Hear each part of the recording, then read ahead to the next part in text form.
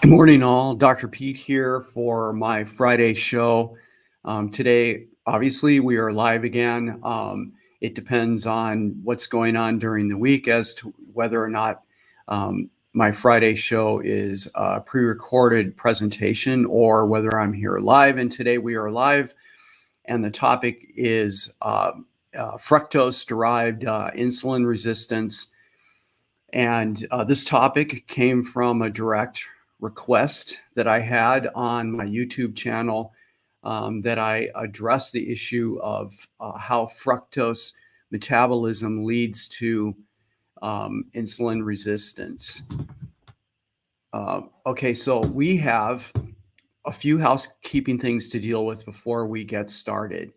The first is if you are with me regularly, then you know that I advocate for the monitoring of biomarkers. And if you're a gout sufferer, you really need to know what your uric acid patterns are, and you can measure those using a UA-Sure meter. Now, they recently came out with this new meter, which I now have and I'm using and evaluating. It's a good meter. I like it better than the old one because it's smaller, more compact, and it works. It just works better. It's takes half the time in terms of seconds to produce the reading. In any case, I have the link to the UA-Sure meter in my chat, and it will also be in the show notes on the YouTube video. And they have a discount for you there, so I provide you with the discount code. Also, remember that I am a nutrition network coach practitioner. I work with clients who are actively reversing diabetes and putting their gout in remission. And you can find your way to our programs at www.makesme-healthy.com. And right now we're running a special on our gout remission online course. It's half price. And again, the discount code for that is in the chat, and also you'll find it posted later in the show notes on the YouTube video, which will be permanent on my YouTube channel. So how did we get to this subject? Well, one of you guys out there actually asked me for it, and the insulin resistant issue is a complex one. I'm not going to lie to you about it.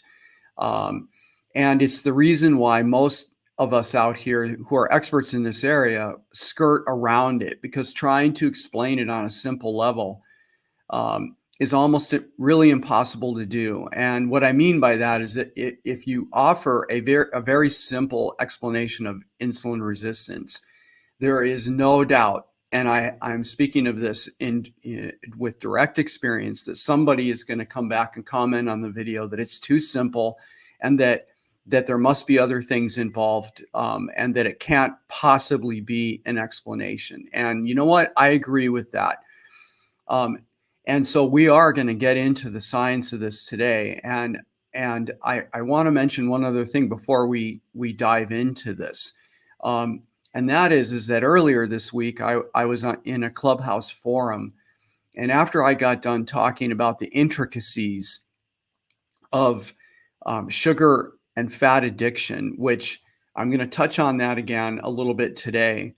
And the reason why this is important to people that want to reverse diabetes and put gout in remission, or move their weight from a situation where they're morbidly obese into the realm of normalcy, and also reduce the health problems that come with morbidly obese, and also improving cardiovascular disease, is that this requires if you're serious about it, having to give up sugar as like an number one thing, right? It's not the only thing that you need to do to fix the situation, but it's like number one. And the reason why limiting the sugar is important is because of the fructose content that's in it, right? And fructose is going to be the topic of discussion this morning, and how it gets into insulin, how it drives insulin resistance. The point of what I'm talking about right now is that after I was done giving my presentation, there was a question from the audience. And that question is, Dr. Pete, why do we need to know this? I mean, isn't it good enough just to know that going on the low carb lifestyle will reverse this list of ailments, right? The diabetes, that we can put the gout in remission. Why is it that we need to think about the difficulty of the science, right? Why do we have to wade into that? Why is it important? And I hear this. This is something that comes up repeatedly, not all the time, but it comes up consistently, I would say, over time in the forums where I'm at and where I'm giving presentations. Why do we need to struggle with this? Well, it's really quite simple. When I was diagnosed with gout and then prediabetes, the help that I got from my primary care provider was hand waving, right? The original email I got in regard to my prediabetes was one of these wet noodle emails that you get, and immediately when you read them, you get angry, right? Because what this email said to me was that, your bloods are back, your markers say that you're pre-diabetic, you need to get more exercise, and you need to double down on the Mediterranean diet, in particular, focusing on eating what they call healthy carbs, right? Making sure that I've got about 50%, and we're talking about things like rice and beans and lentils and so on. And the argument being that the base of it being hand waving, right? When you look at the medical literature and you really go deep into it, you find out that those recommendations were actually, like, they were flawed. And so I made a commitment to myself when I got into this, when I reversed my prediabetes and I put my gout in remission because of finding my way to the low carb lifestyle, which was quite difficult in the beginning to find my way there. And I made a commitment to myself.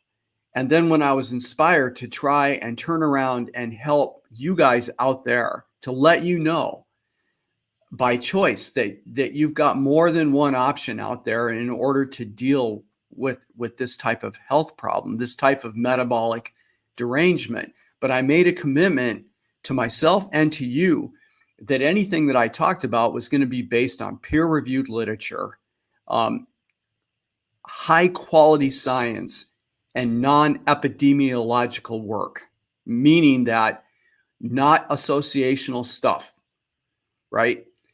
But actual experiments, clinical trials, animal studies, and so on, that have definable data that you can look at, and with outcomes and evidence-based hypotheses that you can then use to make decisions about how you're going to eat. And the fact is that the low carb lifestyle allowed me to reverse my diabetes, my prediabetes, and also to put my gout in remission. And so when I am having these discussions with you guys, and I know I'm already getting some stuff in the chat, I promise I will get there, but let me go ahead and get the presentation done, and then I will address questions. So that is my philosophy. And the question recently came in literally just a week ago maximum on my YouTube channel. How is the ingestion of fructose driving insulin resistance? So we're going to take a look at that. And people, I'm not going to apologize. We're going to look at some heavy science here, and you're going to see, one of these slides in particular, you're going to go, oh my God, man, look at how complicated that is. And you know what? Insulin resistance is complicated, and the last word on it is not out there, but we are going to just cut the lid of the can off, and we're going to look at the can of worms, and we're going to talk about what we do know in regard to this. So let's take a look at the slides. Okay, so today's topic, insulin resistance in regard to fructose. Now, you guys need to remember, when we look at this first slide, everything here is referenced. So this is coming from a 2009 Richard Johnson paper. He is the doctor and the researcher who has made a massive impact in this area, literal decades of work and publications numbering over 700, along with a lot of collaborators. There's a lot of work that's being done in this area now. There's a lot of work that's being done in the low carb lifestyle right now too. Be aware of that. So, I mean, at this we're very lucky, all of us, at this point, because there's so much work that is now being pushed on in this area. So when we look at this first slide, we can see a summary essentially of Johnson's work. And remember, and I've added some things to this because in essence, the standard American diet, which is composed of standard American meals, is very, very high in carbohydrates, added sugars, and processed food. So I have coined the term, if you will, or the phrase, the deadly triad, right? And the deadly triad is alcohol in combination with a hyperglycemic event. That means high glucose, and then added fructose. And where is the fructose coming from? It's coming from the added sugar. Table salt, by definition, is 50% by weight glucose and 50% by weight fructose. High fructose corn syrups, these are actual mixtures where the manufacturer has put glucose into a cup. This is a metaphor, and they put fructose into the cup, and they've mixed this up. That's a mixture versus table sugar, where the glucose and the fructose are actually bonded, and you can think of it like a string attaching the two, and that's why the mixture by weight is exactly 50-50. So the high fructose corn syrup is a mixture. Usually the fructose is present at a concentration of 55% or more. We can have agave syrups in processed food, for example, or you can be adding it yourself to your tea or whatever. And agave syrups are in particular very, very bad because they're 90% fructose or more. And then we have honey is 55% fructose or more. And then we also have processed foods where there's added sugar of different types. Maybe they've added starch. Maybe they've added high fructose corn syrup. Pull a salad dressing down off the rack at a supermarket, and you're going to get the phone book of ingredients in there. Not only the seed oils, which we know are bad, all right, but also some type of added sugar is in it. So I've added to this diagram alcohol and hyperglycemia, the deadly triad, because on the standard American diet, people are eating 5 to 6 standard American meals every day. And though they're not having alcohol at every meal, usually alcohol with adults is accompanying the evening meal. At the other meals, you will have the doublet. You're going to have the hyperglycemia and the fructose, right? Especially in the break room mid-morning when you go in there and all the bagels are there and all the spreads are there, or maybe the sweets have already hit the table. Then we're talking hyperglycemia on the fructose load. Now, to review this is a very nice diagram out of this Johnson paper. You can see at the very top, we have the brain effects. So remember, we have defined fructose metabolism going on in the brain. We have it in the adipose tissue. We have it in the liver. There's going to be fructose metabolism in the muscle tissue, and also for the gout sufferers in the chondrocyte, which is the biologically significant cell within the joint. Now, relative to the brain, remember that sugar and fructose has been shown to drive cravings, increased eating, compulsive eating, weight gain, and so on. There's significant brain nutrient signaling at the level of taste, at the level of the actual metabolics, as these nutrients are actually being processed in the cells. There's nutrient signaling to the brain, and there's also gut-brain signaling going on. And this translates into cravings that diabetics and gout sufferers will have to contend with when they cut the sugar out of their life, they cut the alcohol out of their life, and then they cut into the carbs in order to reduce the amount of insulin expression and so on. So if you're contemplating going into the low carb lifestyle, be prepared for the fact that you will have to deal with cravings, because sugar and fat, as a matter, as an important thing to mention, have been shown with strong data to have this nutrient and brain signaling going on, and it is considered or talked about as the brain food reward system, right? It's active, we know it exists, and we know that sugar, the components, the glucose, the fructose, and fats tie into that. All right. Fatty liver, right? So let's just cut over to the summary over on the side. These are all the things that I've talked about that are going on when we have high loads of alcohol, fructose, and hyperglycemia relative to our metabolics. So we have at the very top insulin resistance, which is going to be the main topic today. We have an elevated blood pressure.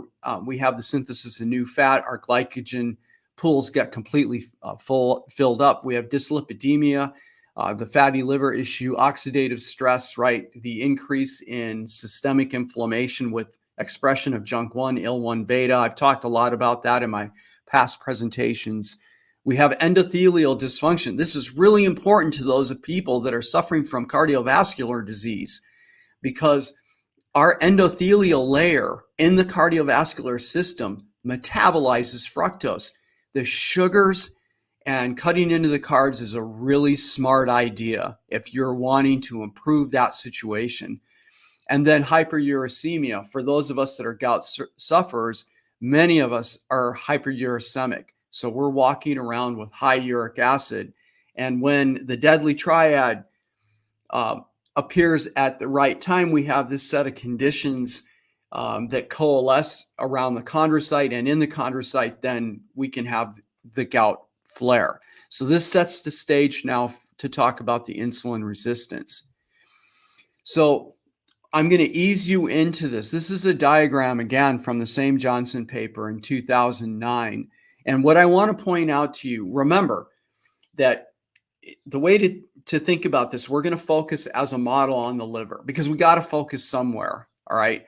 And quite frankly, the majority of the data that is out there is in regard to the liver. Now, does that mean that this hasn't been looked at in these other tissues? No, it doesn't. It just means that most of the data is centered on the liver. So remember what I've argued to you in the past. So we have the Deadly Triad that has arrived at the liver, and we're going to focus now on the fructose. All of the fructose that arrives at the liver is going to be pulled into the liver. And then all of the fructose that comes into the liver is going to be pushed into the pathway that you're looking at right now on the slide. This is quantitative, and there are no feedback mechanisms. So all of the fructose that's there is going to be processed, and it will be phosphorylated by the hydrolysis of ATP to ADP. And then we're looking at a fork in the road here. So all of the fructose is processed. Out of that, we're going to get fructose 1-phosphate.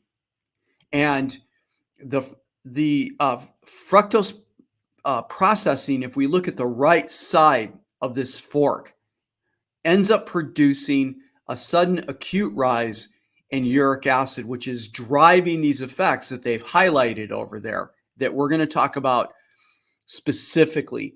We haven't spent a lot of time talking about the left fork, and that's what part of the focus is going to be this morning. This is called by the Johnson lab group the caloric pathway. So the fructose 1-phosphate is handled in a way that we generate de novo lipogenesis. Now, I know I just hit you with another sophisticated term. What does this mean? De novo lipogenesis means that when we process this fructose, stepping back, we are reprogramming now the liver now to go into a storage mode, right?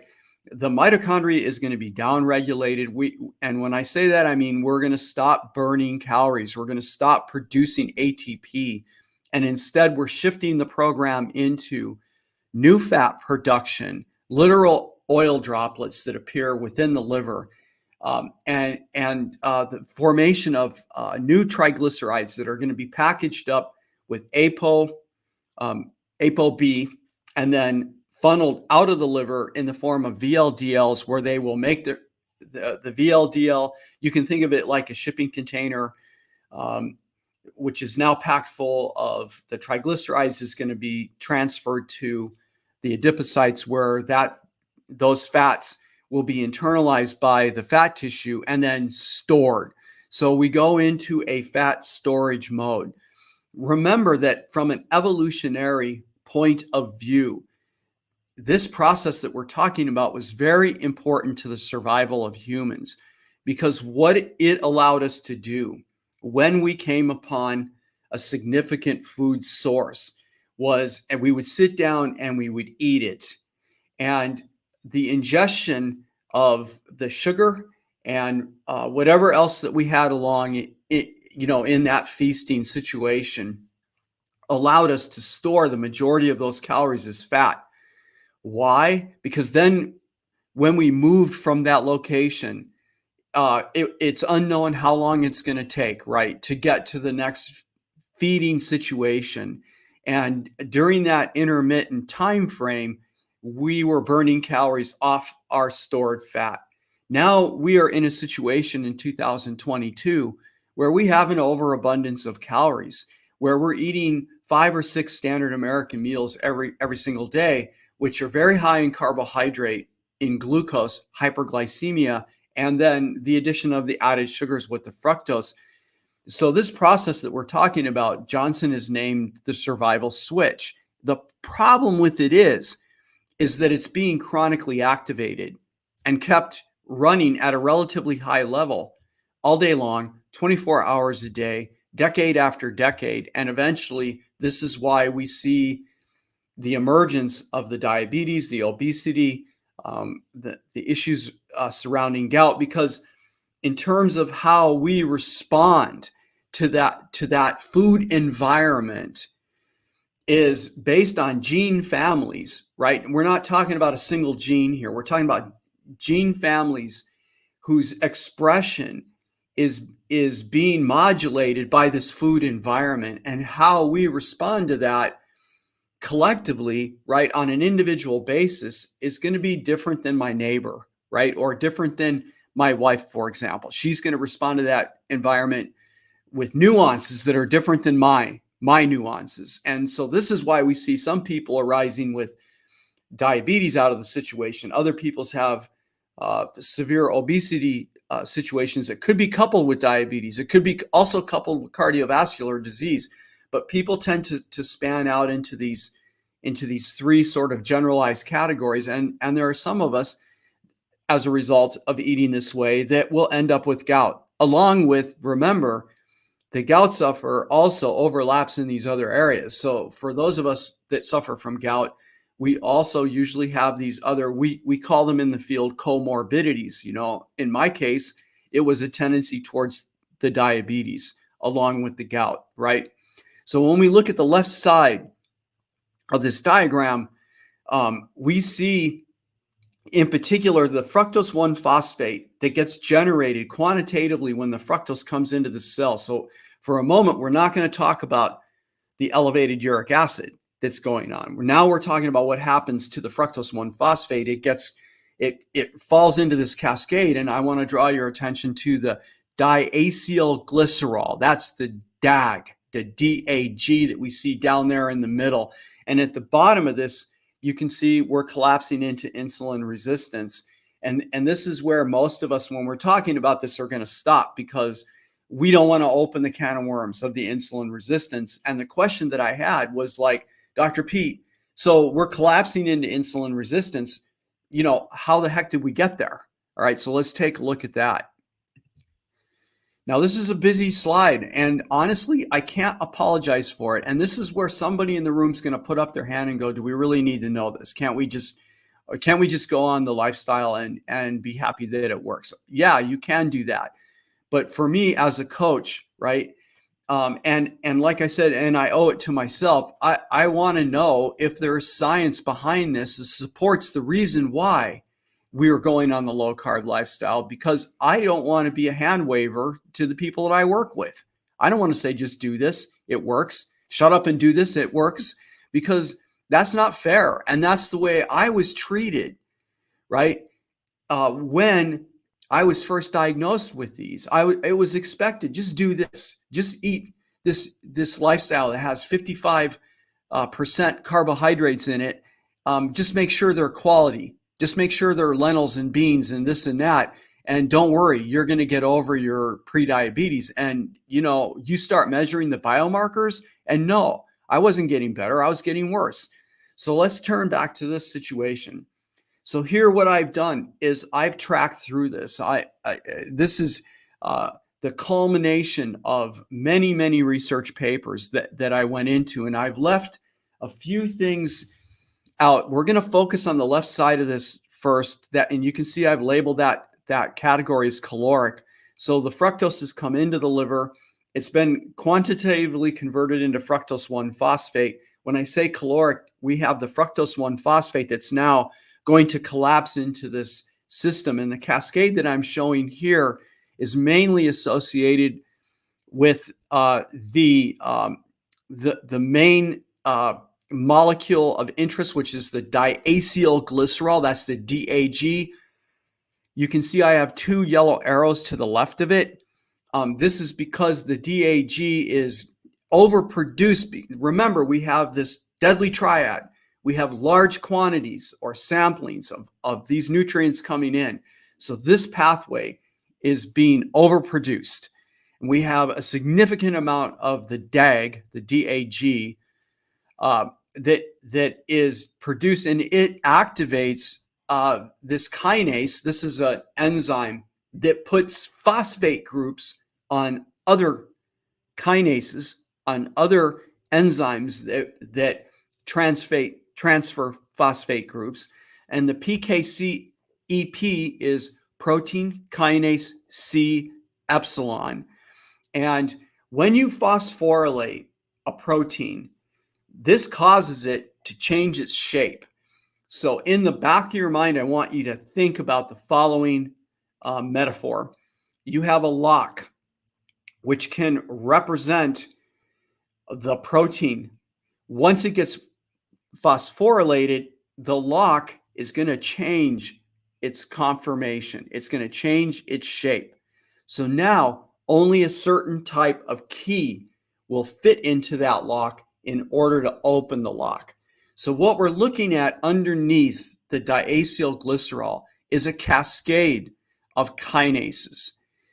And the protein kinase C epsilon, which is activated, as I said, I've left a few things out of this pathway because it would just make what I'm showing you here not discernible. And that would be the junk one, and it would be a kinase that's called P13 kinase. I've left them out. That doesn't mean that they're not in here. They are in here. But I've tried to simplify this as most functionally as I can. The protein kinase C is going to downregulate a protein called IRS-, and then there are 2 of them, 1 and 2. And this IRS protein is required to interact with the insulin receptor that is embedded in the membrane of the liver cells, right? And so when we downregulate the IRS, what that's going to do is downregulate the protein that is responsible for binding the insulin, right? And when we downregulate the receptor, now the insulin protein is going to interact with its receptor less well, right? Now think about what that means, right? Because you got the pancreas in response to the hyperglycemic event in the blood producing insulin. And the purpose of the insulin is to go to its receptor. It binds to the receptor, and now it's going to alter the metabolism of the cell. And the The insulin receptor, to be clear about this, I'm looking at my notes. We don't just find it in the liver, it's also in the skeletal and also the adipose tissue in the fat. Remember, in a sense, and maybe this is more of a sense, that we have a triad of organs that are that stand at the pinnacle of being able to regulate the glucose metabolism. We have the liver, we have the muscle tissue, and we have adipose tissue, right? It's this intimate relationship between these, and we have that manages the amount of glucose in our system. And part of the reason it needs to be managed is because we need a way of making sure that we fill glycogen stores, right? Burning glycogen, essentially, the conversion of glycogen to glucose, which we then burn, and burning of fat. These are the two ways that we provide the energy that a human needs to do whatever they're doing every single day. Giving a talk like this and using the brain power, right? We're burning energy to do that. Going to the gym and pushing weight, we're burning energy. So there's an intimate relationship between the adipose tissue, the muscle, and also the liver. And the insulin receptor that is sitting in that membrane, and how it is tweaked in terms of, remember, the metaphor I gave you, the lock, right? How we tweak the configuration of that is going to control how it interacts with insulin. And in this cascade, we are downregulating one of the important proteins involved in this, the insulin receptor 1 and insulin receptor substrate 2. This is the protein that's going to move to the inside of the membrane and interact with the insulin receptor on the intracellular side. And this is going to cause a change in configuration, or I should say conformation to be more correct. And when the insulin protein itself arrives at the receptor, now it's not going to bind as well. What do you think happens with the pancreas and the signaling there? Because if the insulin is not able to push its signaling, right, what's going to happen with glucose? The glucose is going to rise. And if you're wondering, how does the glucose rise, right? We're coming to that next, so be patient. Glucose is going to rise. The pancreas goes, holy crap, we're supposed to be getting the glucose down. So it produces more insulin. Why is it producing more insulin? Because it's trying to force that signaling that is a problem now because the receptor's being downregulated. That's what's happening with that. Now, maybe we should go to the next slide then to describe how the glucose is actually rising. And that has to do with the bottom of this cascade. If you look at the bottom of this cascade, you can see that there's a kinase that's called AKT2. And then underneath that is FOXO. This is a transcription factor. And underneath that, I have a plus next to gluconeogenesis and glycogenolysis. The gluconeogenesis is producing new glucose, right?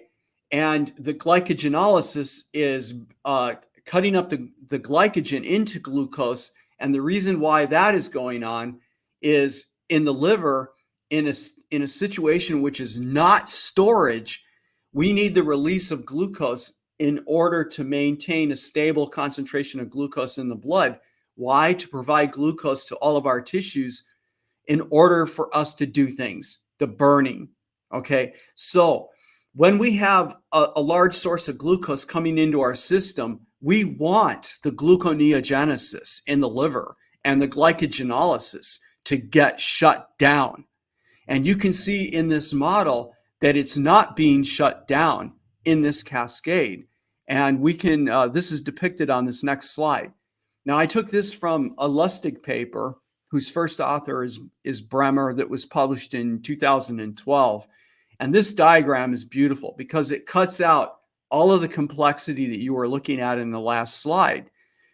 And you can see that if we go back at the top, you can see the insulin receptor. And in the cascade I just showed you, the IRS, this is this protein that's going to move up to the receptor on the intracellular side. It's going to interact with the intracellular component of the insulin receptor, and it's going to downregulate it. And what's going to happen with that is when the insulin comes in and interacts with that receptor, one of the next steps, and I showed it here at the bottom of that cascade, is that the FOXO transcription factor is not going to be phosphorylated, right? That's what happens at the bottom of this cascade. So you see down here the AKT2, that's a kinase. And when it gets downregulated, notice the yellow arrow is going down, right, as we move down this cascade, then the FOXO transcription factor is not phosphorylated. The consequence of that is that FOXO then can move into the nucleus, where it continues to activate the genes for gluconeogenesis and glycogenolysis. So in a liver where we have the deadly triad arriving, don't forget about the alcohol and the hyperglycemia, because they're driving fructose too, right? The endogenous production of the fructose. So in a liver that is being exposed to the deadly triad, FOXO is not being downregulated. It's not being phosphorylated, which prevents its access to the nucleus. And in fact, it's going in there, it's activating gluconeogenesis, and it's activating glycogenolysis. And as you can see in this diagram, that's why the glucose is going up. And it's doing it in a situation where you're already hyperglycemic. So the pancreas is responding to that by doing what? By producing more insulin that is circling around and landing on that receptor and trying to change the signaling. It's a vicious cycle. So now we need to come back to the complex slide here, and we're going to shift to the right. So before we do that, on the left, what does the condition mean going the caloric direction with the increased amount of gluconeogenesis and glycogenolysis, with the elevation of insulin? Dudes, by definition, that is insulin resistance. That's how we're getting there. Now look on the right side here. And now we're focused back on the pathway that I mostly talk about in my presentations. And this is where the fructose is quantitatively converted into the fructose 1-phosphate. The consequence of that is we have a significant ATP depletion. The ATP level in the liver is decimated. Along with that, the phosphate is also depleted. And we have a sudden acute rise in uric acid, which is having a significant impact on the downregulation of nitric oxide and also the enzyme which produces nitric oxide. Notice the double orange arrows here, because we end up activating or deactivating, as it is, by phosphorylation, right? The activation, the nuances of how the AKT2 and the protein kinase C epsilon their activity is modulated. Both of the pathways that we're looking at here are happening in the cytoplasm of the cell. So you can't activate the protein kinase C epsilon one way in the caloric pathway and not have those effects in the ATP depletion pathway, the uric acid pathway. The nuances with the kinase activity is going to be the same. And the result is that, and this is very important at the level of the fat tissue and the muscle, because they contain the glucose transporter, GLUT4. And GLUT4, which is this protein sitting in the membrane of adipose tissue and the muscle, is specific for glucose. So in this cascade, the nitric oxide disruption in its regulation, bringing it down, right, causes downregulation of GLUT4. It's actually pulled back into the cell, right? So you lose GLUT4 in the membrane. Think about, people, what this means. It means, again, that the glucose that's circulating can't be pulled in because it is lost a fundamental transporter for its transport into fat tissue and for its transport into the skeletal muscle.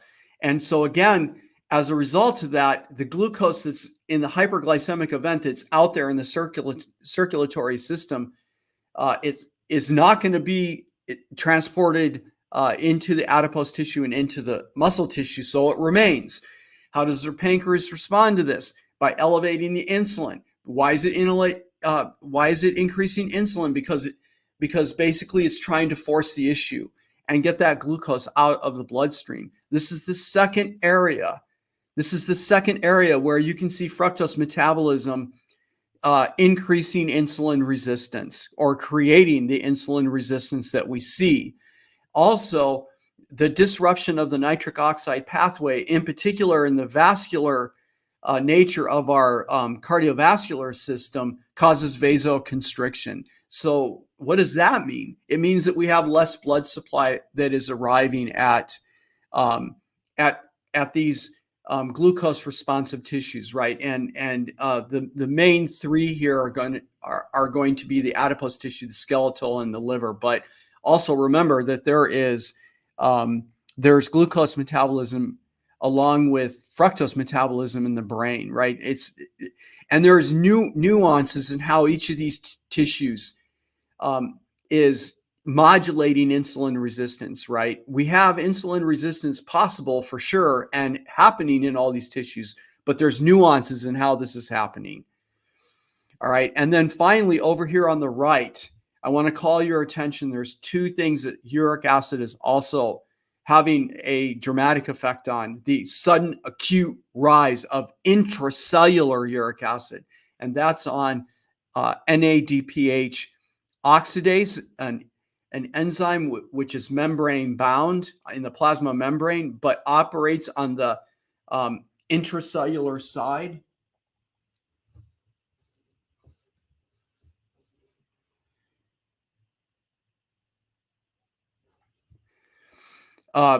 Extracellular side, not intracellular side, but with the production of reactive oxygen species on the intracellular level. That's what I meant. And then there is a downregulation relative to the mitochondria that also leads to insulin resistance.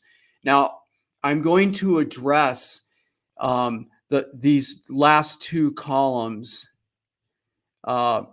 by looking at this diagram, which again came from the Lustig paper. And I really like this because, again, they have simplified this last column so we can see how the chronic expression of reactive oxygen species, free radical oxygenated species, in the chronic ingestion of the deadly triad. And so here we see, if we look at for a moment, in the processes that we're talking about, they all elevate ROS, reactive oxygen species. And when this is being done on a chronic level, you can see the target areas here. So first, I want to draw your attention to the mitochondria on the left side. And in the processing of fructose, we are going to also be generating large quantities of acetyl-CoA, and that acetyl-CoA has to be dealt with by the mitochondria, which is going to be overloaded. And the result is we're going to have a significant increase in ROS within the mitochondria, which is going to cause its dysfunction. And you can see the arrows leading out of there, the acyl-CoAs. This is where the extra fat that is in the liver is now being converted in acyl-CoA, because remember, we've gone into the fat storage mode. So everything is being diverted into filling the glycogen and the de novo lipogenesis with the generation of new fat. And you can see, right, when you look at those arrows, You can see the connector kinase, the protein kinase C, and then you also see junk1 in this. So the pathway that I showed you on the left side of the complex diagram, again, you can see how it's being tied into here. And the result is that the IRS, again, is going to be modulated in such a way that when it interacts with the with the insulin receptor is going to be less able to deal with insulin signaling, right? And remember what happens then. The pancreas is going to produce more insulin to respond to the lack of signaling here, and the glucose is going to end up rising in the circulatory system by the additional effect, because FOXO is not being downregulated. It's going into the nucleus and ramping up gluconeogenesis and glycogenolysis, right? That glucose moves into the circulatory system. We have this vicious cycle of insulin resistance. We also have the generation, because of the NADPH oxidase system, of ROS that ends up in the endoplasmic reticulum. And the problem with this is that, and people were dealing with threshold levels here. The problem with the endoplasmic reticulum is that this is where we're processing a lot of proteins. We have protein synthesis going on, and then those proteins have to be folded up into their right conformations in order to go out and do what they're supposed to be doing. And we have this process that's called, and I want to get this right, the unfolded protein response. So in a response to the ROS, we end up folding proteins up incorrectly. They're either left unfolded completely or they're misfolded. And now we have these proteins out in the cytoplasm that are doing things that are incorrect, or they cannot carry out their normal functions. And this can lead to cell death or apoptosis. Now, I want to remind you something. If you follow me and you've listened to my other presentations and you're wondering, how do we get to chondrocyte death? We're probably looking at one of the central pathways here, because everything that we're talking about here, and again, remember, in these different tissues is happening in the different tissues too, but obviously there are going to be nuances as to how this happens. This is a potential mechanism for how the chondrocyte ends up sick. When we have low-grade inflammation happening day after day, year after year, decade after decade, and then we have the introduction of the deadly triad that is happening systematically on some sort of chronic level, can push the chondrocyte over the edge, and we can end up with cell death. Bringing in the innate immune system, the combination of the monosodium urate, IL-1 beta, down the road we go, gout flare. Now, where I'd like to finish the presentation, and I promise, go to some of the comments here, or some of the questions that I have in my chat now. This brings us back to the beginning. All right, fructose metabolism, in fact, does insulin resistance. And I hope that you've seen enough of the data that we can draw directly from the peer-reviewed science that shows that effect. Remember, in the case of all of the ailments that can arise from chronic sugar ingestion, along with alcohol and the hyperglycemic event of high carbohydrate foods like rice, beans, potatoes, pizza is a really good example of a deadly triad event if you're drinking beer with it, right? Because you have the hyperglycemia and you have high fructose. You add in the addition of the beer, which also brings in purines. And what do you got? You have a major driver down the road, if this is a chronic ingestion issue, of diabetes, obesity, cardiovascular disease, and gout flares. Okay, so with that, we've been going now hard for about 50 minutes, and I'm going to go ahead and conclude the presentation. I may call back up these slides depending on the questions. So let's go to some of the questions here.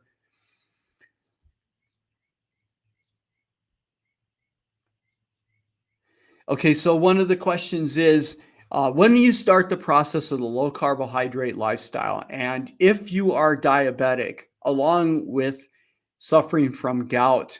Remember that the glycemia and the hyperuricemia, I need to be careful. How do I say this? You don't have a direct causal effect here.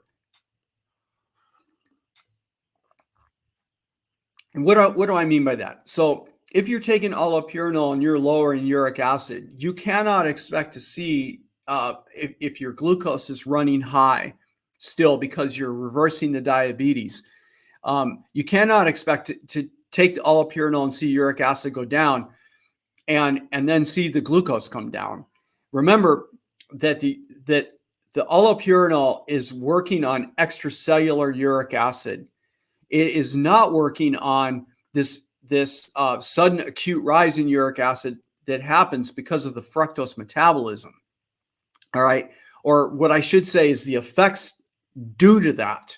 Right. So in the case of diabetes, it's taken decades of you to get there. There's damage in the pancreas, there's damage in the liver, there's damage in how the skeletal muscle processes glucose, and there's damage in how the adipose tissue is modulating it and dealing with glucose loads, and probably fat as well. So it takes time before that part of this gets reversed. And then once it does, you'll see the glucose come down.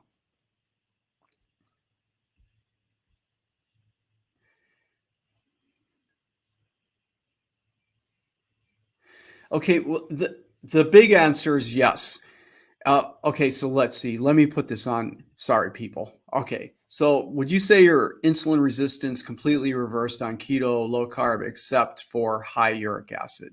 Well, the easy answer is yes. But again, so my glucose, for the most part now, runs normal. Especially my fasting glucose runs normal, and usually my pre and post glucose with meals is also normal. What do I mean by normal, right? And calling this normal is a problem. And the reason why it's a problem is because when you ask somebody in the medical establishment what your glucose range should be at the fasting level, they're going to say it should be between 66 and 99. And what I like to see in my own numbers are values between 80 and no higher than 95 or 96, let's say, on a regular basis. And that's generally what I see these days. And it took, remember, I was pre-diabetic, not full-blown type 2. So it took me about 52 days to reverse my diabetes, being hardcore compliant with the low carb lifestyle, not more than 50 grams of total carbs per day. If you are a serious type 2 diabetic, so you have fasting levels of glucose that are well north of 100 every single morning, maybe 120s, 130s, 150, I don't know, somewhere maybe up and even north of that, then it's going to take longer for you to see a reversal of that down into the normal range of glucose, what I'm calling the normal range, between 66 and 99, because you need to recover the damage, right? The pancreas has got to recover, the liver has to recover, adipose tissue has to recover, how the skeletal muscle deals with the flux of glucose has got to recover, the brain has got to recover, and how long that takes is really going to depend on how entrenched you are, how many decades you had of eating the standard American diet, how much Deadly Triad was being introduced every single day, and how often, right? Those are all factors here, and not everybody is the same. The one thing that I can say about this is that type 2 diabetes is, in fact, it is reversible. And you can normalize your fasting glucose. And you can see a normalization in the pre and post, they call it postprandial, but the post-glucose readings after meals. If you're compliant with the lifestyle and you do a good job with the lifestyle and you stick to it, right? And if you do that, then it's reversible. Just look at Virta. They are the gold standard. Just go to the Virta Health website, look up their science, listen to their podcasts and so on, or vlogcasts, whatever you want, the videos, and you can confirm what I'm saying. Plus, there's been a literal like overabundance of peer-reviewed published papers in the last few years showing that not only the low-carb lifestyle is safe, but that you can reverse diabetes if you're compliant with the lifestyle.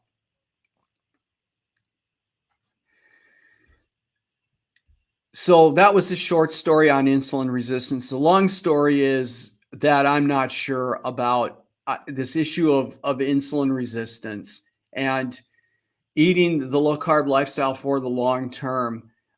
There's controversy out there about the relationship between how many carbs you're eating, the amount of fat in the lifestyle, and this concept of insulin resistance. I would say right now that that's an argument.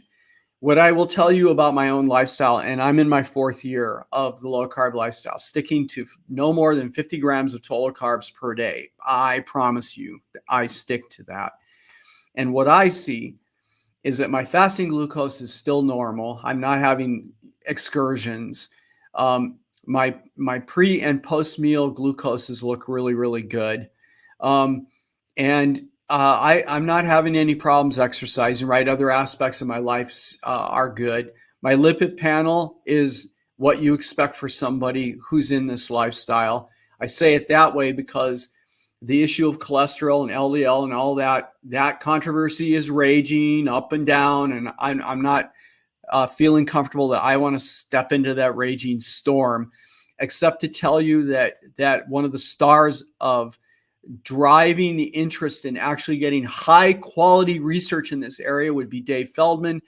And there's a really important study going on right now for this year that we're hopefully going to see some real peer-reviewed, substantial data, non-associational, that can say some intelligent things about what safe levels of LDL and cholesterol and what their relationship is to cardiovascular disease for real.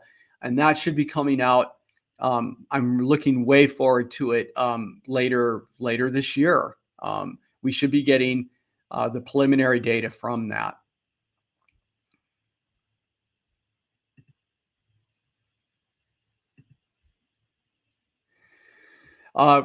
Concentrations of beta hydroxybutyrate. Yeah, okay, so that's worth talking about because this is the way that we can know whether or not we actually are fat burning, right? Because the production of beta hydroxybutyrate is intimately associated with insulin expression. What do I mean by that?